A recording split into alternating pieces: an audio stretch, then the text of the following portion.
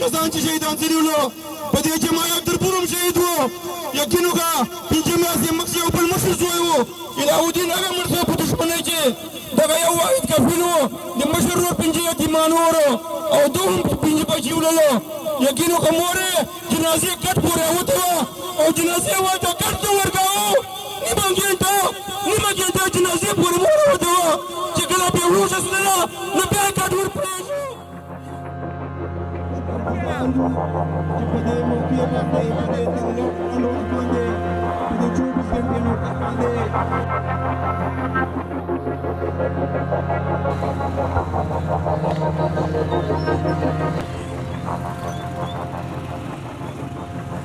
ته صرف دوه خبرې وکړې سپینې خبرې